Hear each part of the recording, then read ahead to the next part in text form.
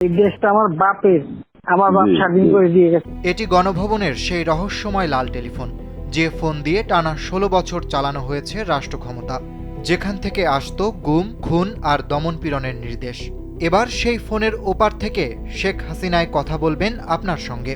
তবে কোনো কল্পনার জগতে নয়, বরং জুলাই অভ্যুত্থান স্মৃতি জাদুঘরে গেলেই শোনা যাবে ক্ষমতাচ্যুত প্রধানমন্ত্রীর সেই রেকর্ড করা ফোন আলাপ, যা একসময় ছিল রাষ্ট্রের সবচেয়ে গোপন অধ্যায়ের অংশ। গণভবনের ভেতরে নির্মিত হয়েছে জুলাই গণ অভ্যুত্থান স্মৃতি জাদুঘর। দেশের মানুষের দৃষ্টিশক্তিকে সুরক্ষিত রাখার প্রত্যয় নিয়ে এলো সেফ এলইডি লাইট। সেখানে সংরক্ষণ করা হয়েছে গত 16 বছরের শাসনামলের দুঃশাসনের দলিল, শহীদদের রক্তাক্ত পোশাক, শেষ চিঠি, নিখোঁজ পরিবারের কান্না আর নির্যাতনের প্রতীক আয়নাঘর সবই স্থান পেয়েছে এই জাদুঘরে।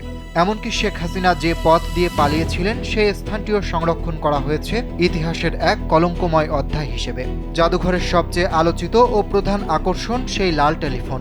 দর্শনার্থীরা ফোনটির বোতাম চাপলেই শুনতে পাবেন শেখ হাসিনার আসল ফোন আলাপের অডিও রেকর্ড। সম্প্রতি গণভবনে নির্মিত জুলাই অভ্যুত্থান স্মৃতি জাদুঘর পরিদর্শনে যান প্রধান উপদেষ্টা ডক্টর মোহাম্মদ ইউনূস। তার সাথে ছিলেন বিএনপির স্থায়ী কমিটির সদস্য সালাউদ্দিন আহমদ ও জামায়াত ইসলামীর আমির ডক্টর শফিকুর রহমান সহ দেশের শীর্ষ নেতারা। এ সময় প্রধান উপদেষ্টা বলেন, এই জাদুঘর হবে জাতির জন্য এক আলোকবর্তিকা।